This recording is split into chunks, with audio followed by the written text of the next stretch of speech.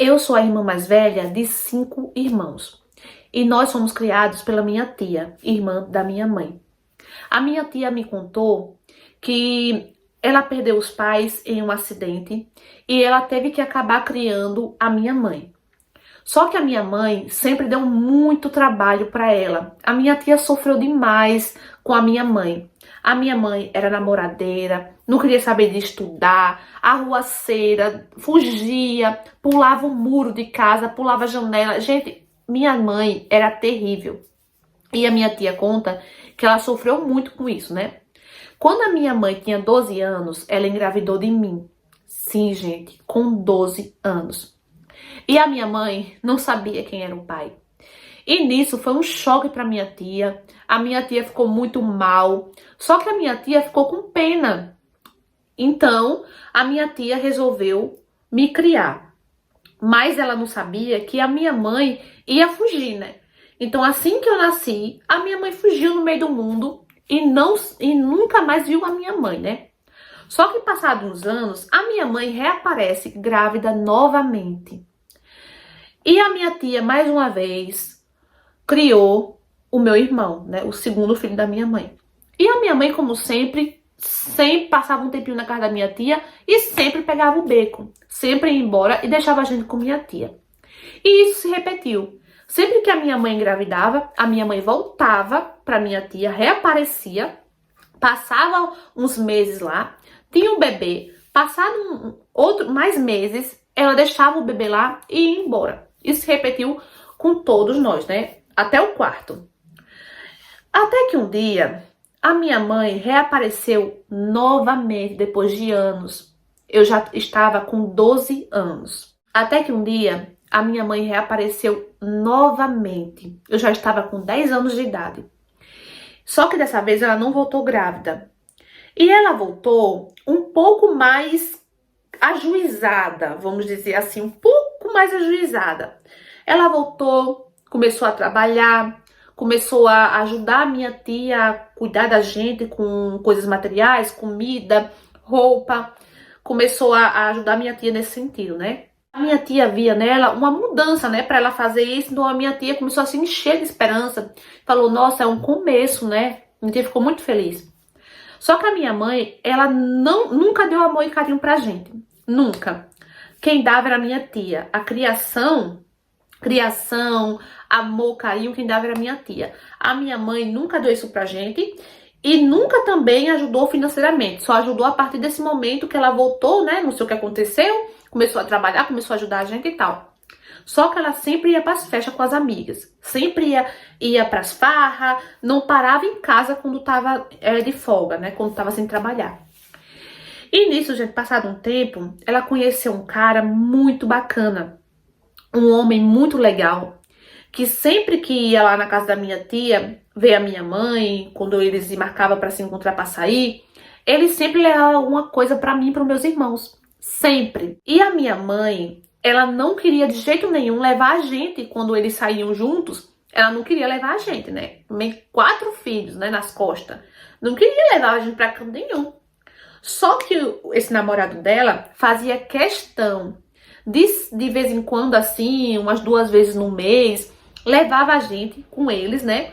E ele sempre levava a gente pra um parque, levava a gente pra uma pizzaria, uma sorveteria. E, gente, eu amava, eu gostava muito dele. E era a única oportunidade que a gente tinha, né, de estar com a nossa mãe assim, em um lazer. Porque a minha mãe nunca foi de levar a gente pra passear pra canto nenhum, né? Só que um dia, ela acabou engravidando desse homem. E eles resolveram morar juntos em outro lugar. E mais uma vez, a minha mãe nos abandonou. Nos deixou com a nossa tia. E quando ela já estava perto de ter o bebê, ela apareceu na minha tia, dizendo que ia levar a gente com ela. E a minha tia começou a chorar, disse que não, você é louca. Eles são meus filhos, eu que criei eles. E a minha mãe começou a falar um monte de coisa com a minha tia. Falou, você não tem um direito, eu que sou a mãe, eu tô arrependida, eu quero recuperar o amor dos meus filhos, eu quero criar os meus filhos. E a minha tia, mais uma vez boba, como sempre foi, né? Humilde, coração, ela acreditou na minha mãe. Ela acreditou que minha mãe estava arrependida e que queria recuperar. Então a minha tia pensou, não, eu não posso fazer isso com ela, né? Se ela tá arrependida, eu tenho que dar uma chance a ela. Então a minha tia deixou a gente ir. E a minha mãe levou a gente. Nossa, eu chorava muito, muito, muito, muito mesmo.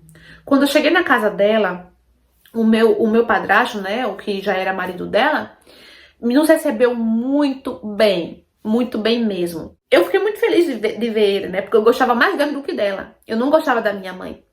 Só que com o tempo, eu comecei a gostar, porque ela ficou diferente, ela tava diferente. Ela começou a dar mais atenção a gente, ela tava mais atenciosa, ela fazia comida.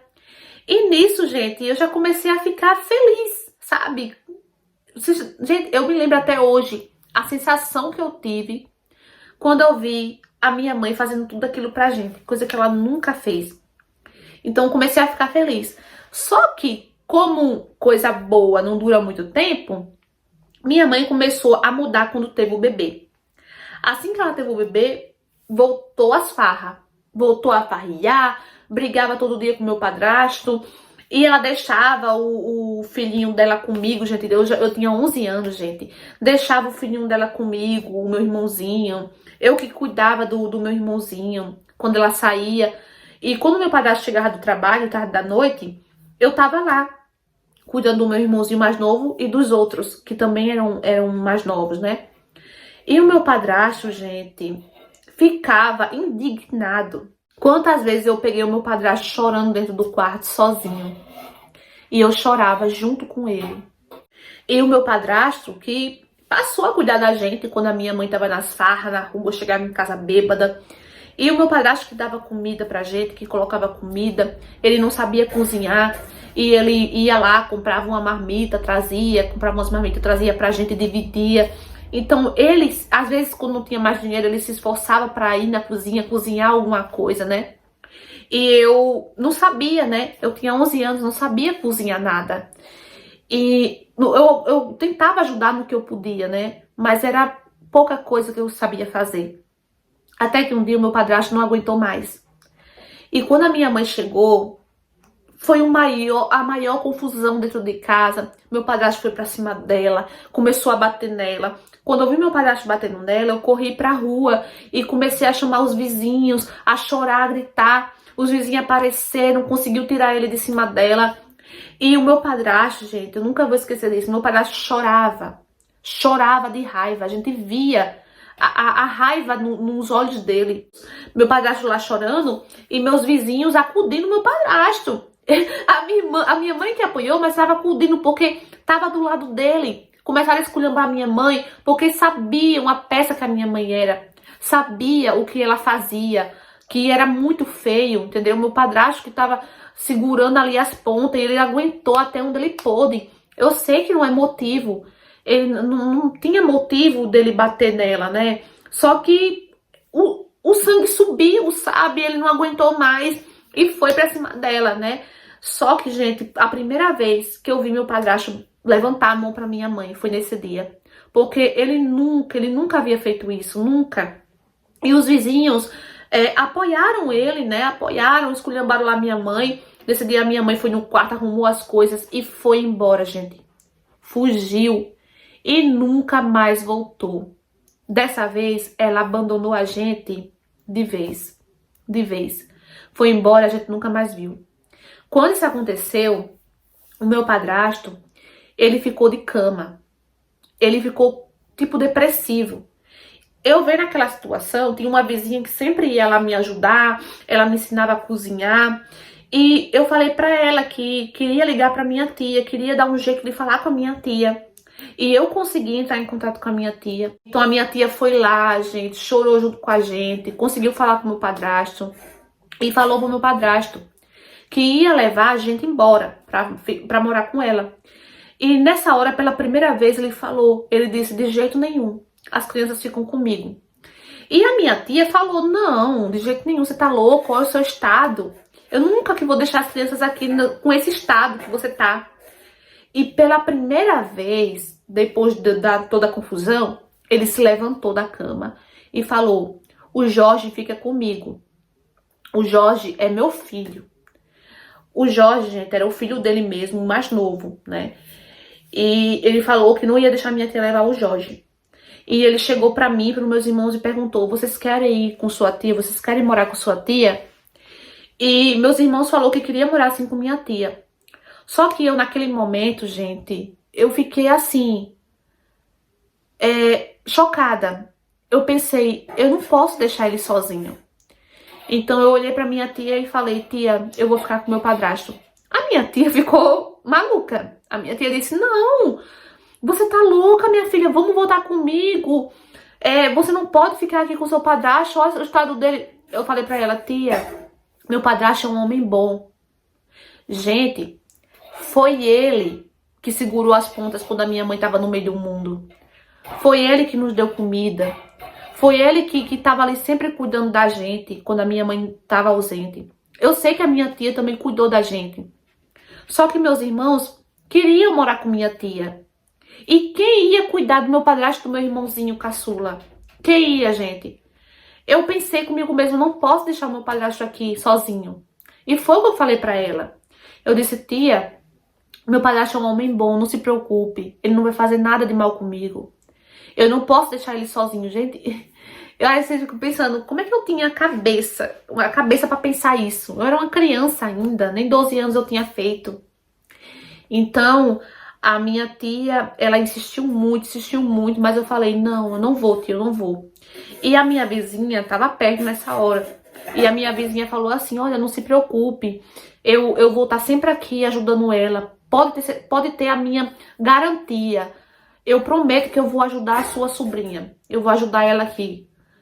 E a minha tia, depois de tanto insistir, eu dizer não, não, não, ela aceitou, né? Foi lá, mas sempre ia lá. De 15 em 15 dias, a minha tia conseguia ir lá pra me ajudar, pra ver como é que eu tava e tal. E a minha vizinha também sempre me ajudou, gente. Ela foi um anjo na minha vida. Tudo que eu sei fazer hoje, eu aprendi com ela e minha tia. Desde cozinhar uma besteira até uma coisa mais elaborada, a limpeza da casa, foram elas que me ensinaram. E depois disso, ele voltou a trabalhar, aos pouquinhos, porque ainda era muito difícil para ele tudo, mas ele voltou a trabalhar, ele voltou a pôr comida dentro de casa. Eu sempre ajudava ele, sempre, mas ele nunca, gente, deixou faltar uma aula sequer, nunca. A minha vizinha, quando eu ia para a escola, sempre ficava com meu irmãozinho enquanto ele trabalhava, e ele sempre ali, ó, meu padrasto, me ajudando nos estudos, falando sempre as coisas para mim: você tem que estudar, você tem que estudar, você tem que ser alguém na vida, diferente da sua mãe. E eu colocava isso na minha cabeça, sabe? Ele me incentivou muito aos estudos. Com o tempo, ele foi começando a ter um pouco mais de condição e ele pagou o meu primeiro curso técnico, gente, ainda me lembro, era de auxiliar de saúde bucal. Ele pagou esse meu curso técnico de auxiliar de saúde bucal. E hoje, gente, eu sou formada em odontologia. E isso tudo, gente, minha formação eu devo a ele e a minha tia. Porque se não fosse eles dois na minha vida, hoje eu acho que eu não seria nada. E, gente, o meu padrasto, ele é tudo na minha vida. Parece que foi Deus que fez eu tomar aquela decisão naquele dia. De não ir com minha tia, de ficar com ele, porque eu não podia abandonar ele, meu irmãozinho. E eu nunca conheci meu pai verdadeiro. Mas eu posso dizer com toda certeza que meu pai verdadeiro é o meu padrasto. Gente, que história linda. Gente, surpreendente, não é? Uma história de padrasto aí totalmente diferente, né? A gente só vê histórias, né, negativas de padrastos. Mas esse padrasto, gente, ele merece palmas. Tiro o meu chapéu pra esse homem. Gente, isso sim é que é homem, tá? E essa história, gente, deixa bem claro, mais uma vez, que nem todas as pessoas são más, são ruins. Existem pessoas boas sim. E esse exemplo é uma prova disso. Tem muitos casos parecidos com esse, gente. Muitos casos sim, né? E eu fiquei muito feliz, gente, por ela hoje. Ele ali insistindo, a tia também. E hoje ela é dentista, formada em odontologia, né? graças ao padrasto também, que estava ali sempre incentivando ela, sempre ajudando, né? Pagou o primeiro curso dela de auxiliar de saúde bucal, né? O técnico. E hoje é formada em odontologia. Então, mais uma história de superação aí pra vocês não desistirem dos seus sonhos, pra vocês não desistirem facilmente, não achar que são perdedores, né? Muita gente tem um complexo, assim, de perdedor. Ah, eu sou perdedor, ah, eu não consigo nada na minha vida, mas você consegue sim. Não desista, entendeu? E não é desculpa, gente. O que a gente viveu na infância, algo traumático, não é desculpa pra gente não correr atrás de nossos sonhos e ser uma pessoa melhor. A gente pode usar as coisas negativas, ruins que aconteceram com a gente no passado e transformá-las em uma arma pra gente conseguir lutar e combater todos os obstáculos, todos os traumas da nossa vida. Lutar pelo nosso futuro, lutar pelos nossos sonhos e com a ajuda, né, de quem nos ama de verdade, principalmente de Deus, a gente vai conseguir sim se recuperar de qualquer trauma que a gente carrega, de qualquer coisa ruim, tá bom? Espero que vocês tenham gostado da interpretação. Curta, comenta, compartilha. Se você for novo, caiu aqui de paraquedas, meu amigo, se inscreve aqui embaixo, ativa o sininho da notificação na opção todos para não perder nenhuma história. Um beijo e tchau!